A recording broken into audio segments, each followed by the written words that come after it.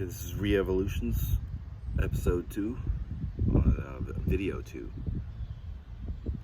And I guess overall, the episode number 102. I don't know whether to thank anybody for joining or to offer my deepest condolences and sympathies for being here. But regardless, I'm just going to play it safe and thank you for being here. If you could, the like, subscribe button. You can share if you want to too. That'd be cool also. But today, I'm going to talk about the step number 1 in the Re-Evolutionz process, which also that reminded me. You can also go to Re-Evolutionz.com and join the Re-Evolutionz. The Re-Evolutionz will be computerized. And just a reminder again, also, I'm not a medical professional or financial expert or anything like that. I'm just a guy who's just telling his experience in the hopes that someone can gain anything from one man's suffering. That's the hope.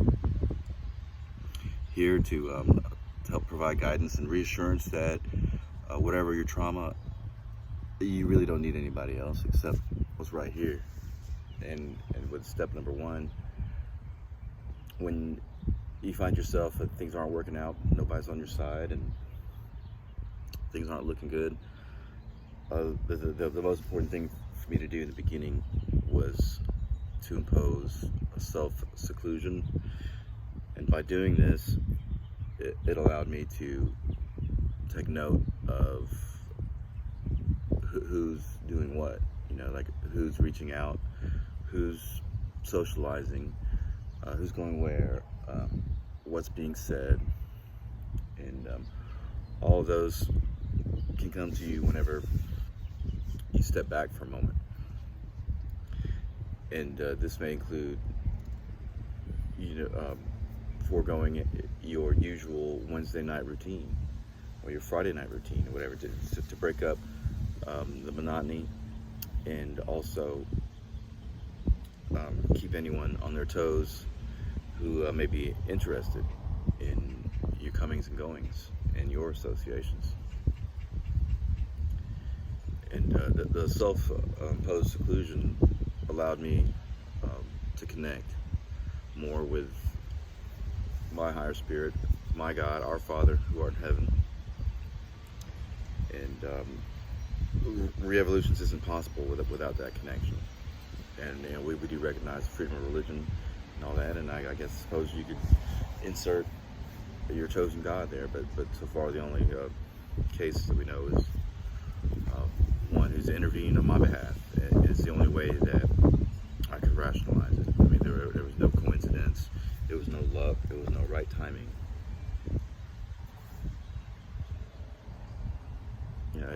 It was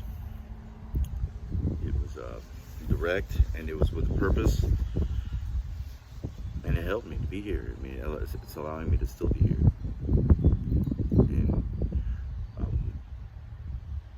And regardless of your trauma, I think like Re-Evolutionz could benefit. Now, I know mine was an extreme case because, as I mentioned in the previous episode, I mean, this has been a lifelong experience for me that I only came to even become familiar with just within the past few years.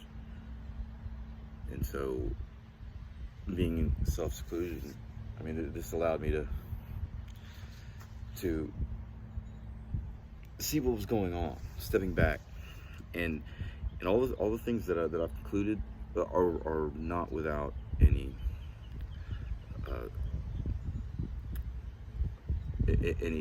supporting evidence, I should say.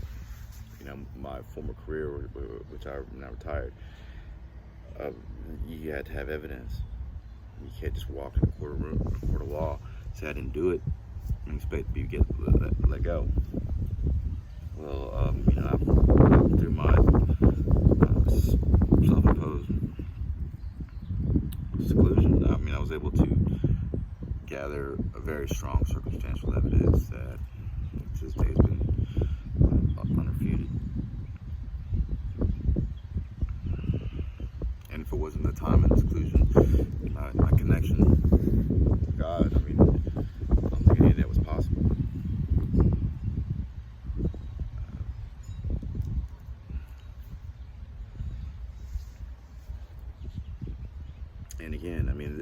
this isn't something mystical wisdom passed down from the ages.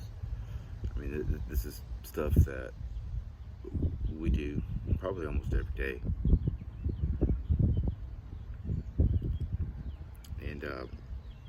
And I was able to tell who was on my side and who wasn't, which turned out there's very few that were on my side, and was the main goal. Also, one of the main goals is to find what your purpose is in life. Yes, but it's also like learning to go within for your own guidance, rather than looking to sources that may not be looking out for your best interest. They may have their own agenda. And I think when you begin to look at that possibility with that mindset, then you're going to open up a whole nother world.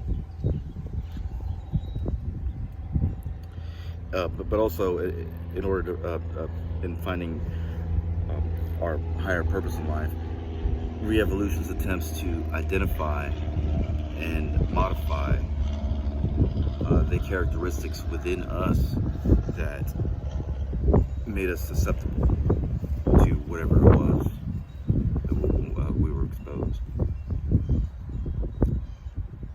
And it's extremely difficult when it's the people that were closest to you that were doing the most. And that alone right there, I mean, is, I don't see how some people will get over it. I don't see how I got over it. The only way I'm not over it, the only way that I can even be in the process of getting over it, is to make sure that it doesn't happen again. And it's to make sure that I use my experience to hopefully help somebody. This was a project that I really felt compelled to do. This sort of way as to do what he said is feed my sheep and love my sheep, and really as a way for me to repent for my own, my own sinful ways.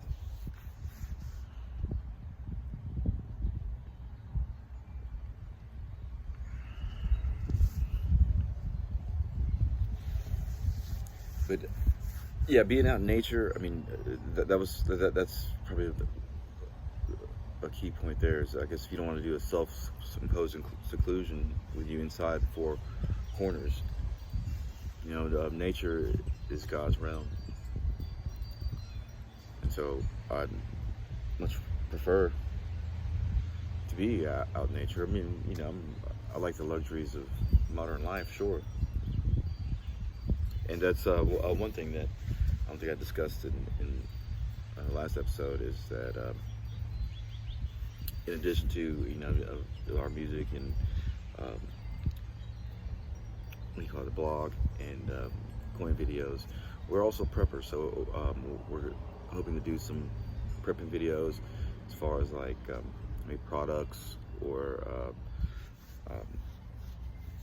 just more hands-on type stuff, as well as fitness. I like to get into fitness stuff as well, and comedy. I think I mentioned the comedy bits last time. But Re-Evolutionz looks at the individuals, at their assets, their internal assets. What special thing can you do that maybe nobody else does, that maybe you haven't explored fully?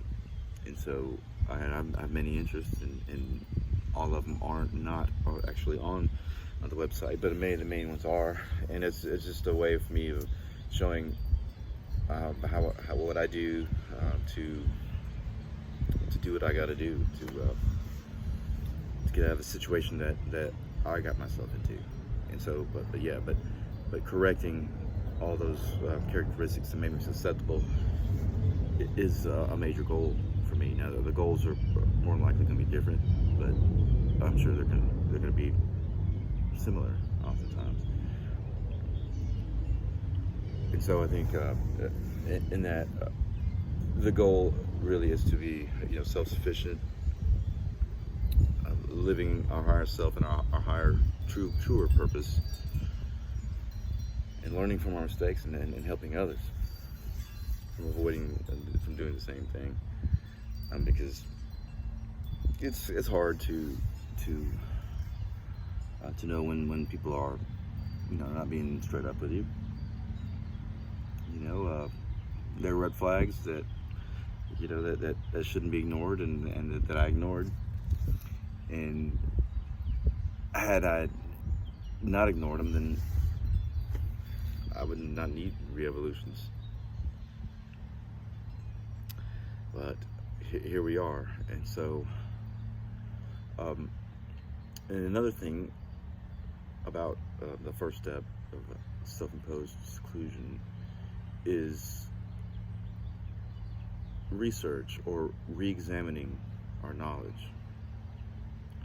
Because there's something wrong there with our knowledge if we were able to let slip by what I let slip by.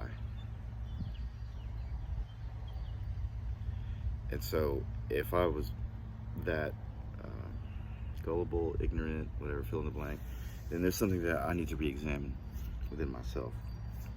Or the Ferris wheel continues round and round.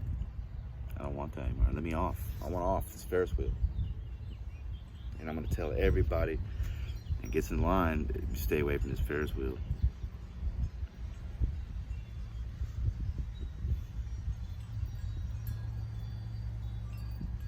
But yeah, we have to re-examine everything. Everything we thought we knew. There are things that are going to be 100% accurate, like mathematics. Or more accurate, I should say. But there, now what we're coming to believe is that there may be an agenda from the powers that be, and what really happened on this planet, we don't really know.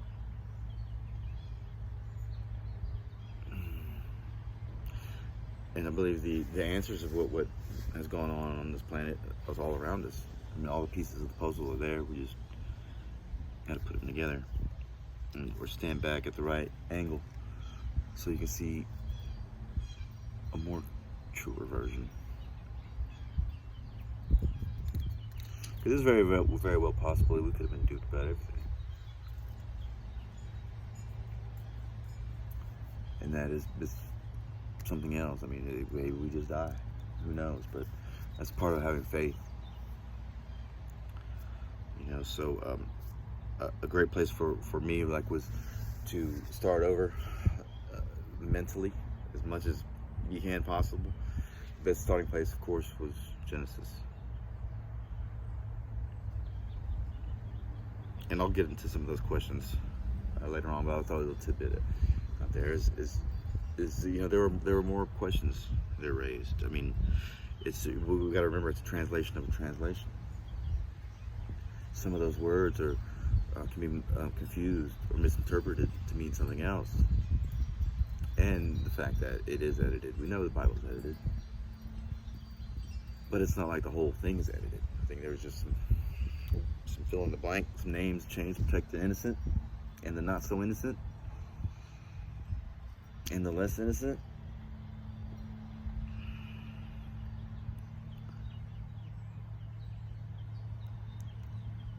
And I think when you accept all that,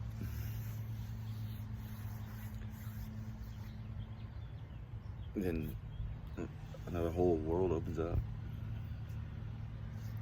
And then you realize that, hey, I don't know anything. To have let the stuff go on under my nose and believe everything that you believed, there's something's got to change within you. And it has. It has. I mean, I'm no longer tolerate things that aren't serving my time, which is serving his time, really.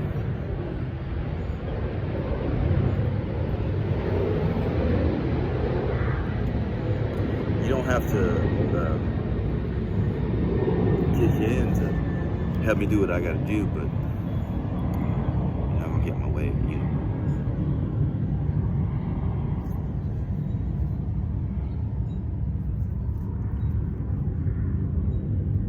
I'd love to have people on board, but not the ones that are going to get in the way. I'd much rather be alone. Because one thing we do know, we're supposed to put him first.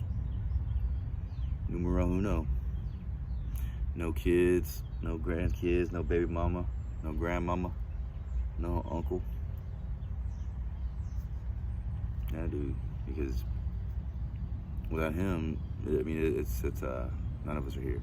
And that goes, if you're new also, because I've said this on the podcast, is that just for simplicity, we're going to refer to God as He, because referring to God in one specific gender limits God, according to our gender stereotypes. He's omnipotent. Now, is He a hermaphrodite?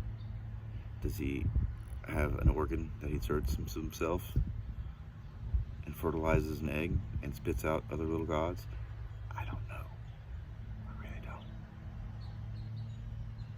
But what I do know is we can't see the concept of God from our earthly brain. If we saw God, or what we refer to God, and God is just all-powerful in the universe. I mean, that's just a name assigned to it. If we actually saw it, God, we wouldn't know what it was. Like, what in the world is that?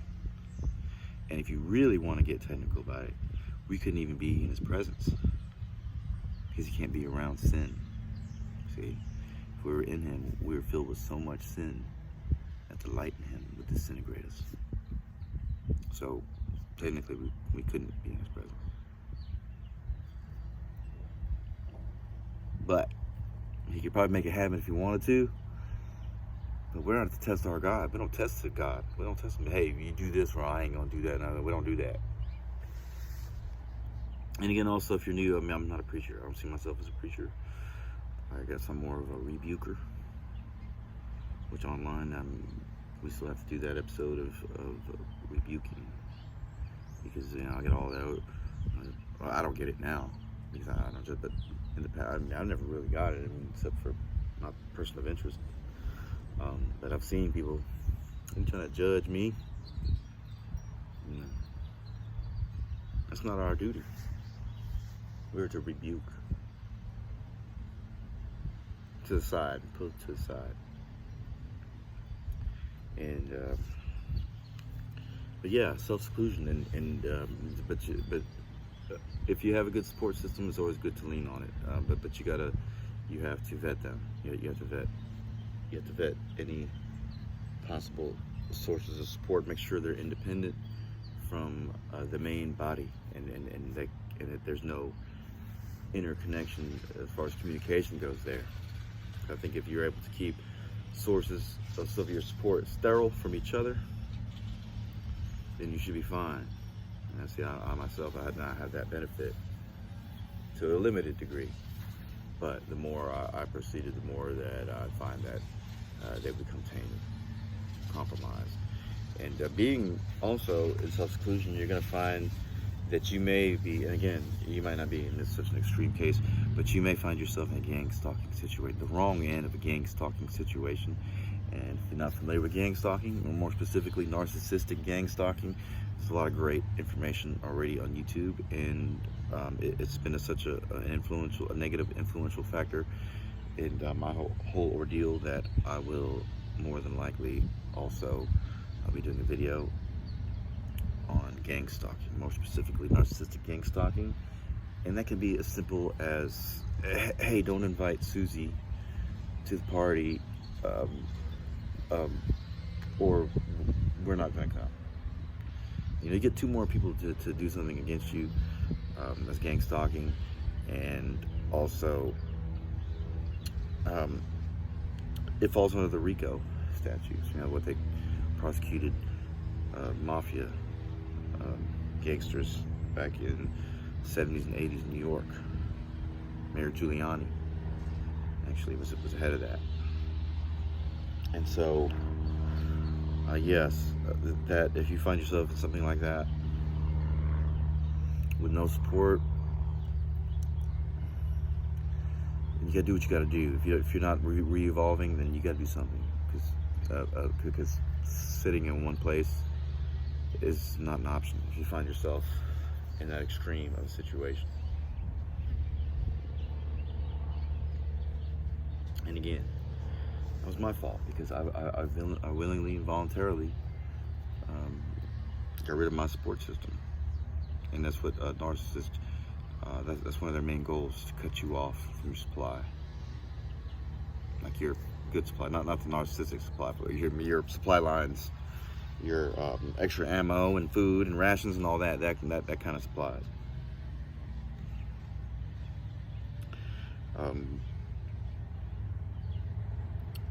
And you know, no, I do recognize the fact that all of these people, they're good people, and there's something out in me that they just weren't able to either resist the temptation, or they wanted to test just to see how good someone is. Either way, I don't know. I mean, I'd like to think that they're all good people. It's just only when they come across me that they're opposite of being good.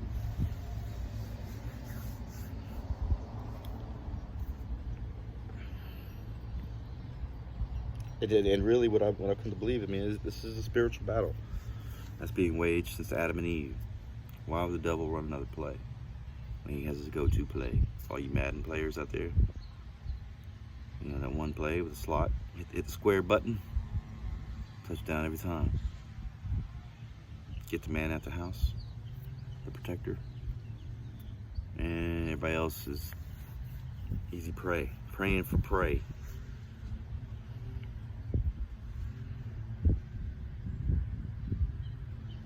Because that's what it is. I mean, that's what it's a battle of the darkness fighting you, and you're not even knowing you're in a fight.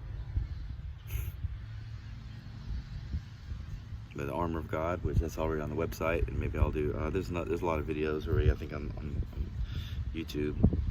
I don't want to over duplicate information. But yeah, this is a spiritual battle, and if you celebrate Christmas, if you celebrate Easter, which those pagan holidays probably really shouldn't be doing anyway, and as the holidays approach, maybe I'll do a little something on that. But I'm guilty as charged as well. So, but those are pagan holidays. It's nowhere listed in the Bible to do those things. But assuming that it is what we're supposed to be doing, anyone who's celebrating all that, Christmas and all that, should know that there's a spiritual battle going on, and that's for the souls of our children, of ourselves, of anyone who's not protected with the armor of God. And I think that once I've came into myself out of that self-imposed seclusion, which really now it's kind of really turned into more of a involuntary seclusion now.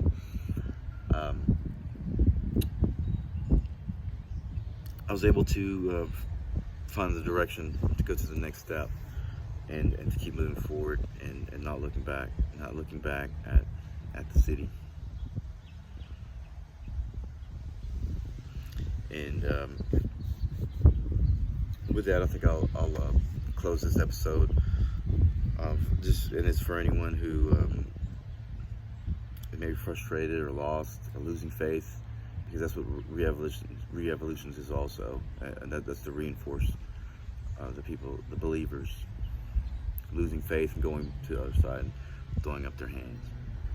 Because for the true believers, I mean, all this is supposed to be this way. It's supposed to go down this way. And you gotta choose a side, because, you know, not choosing is choosing. But if you're losing faith in humanity, you're losing the willingness to love. And then that was the main reason too, also, for the self-imposed seclusion. It was just to take what was left of my heart and to make sure that it could still love. and it can still love. It can still love. Still love's fine. But I'll close this just for anyone who's having a hard time. I'll try not to butcher it too much. But it goes, when your enemy is hungry, feed him. When your enemy is thirsty, give him a drink. For in doing so, you will heap hot coals on his head. It's Romans 12:20. I'll see you guys in the next episode.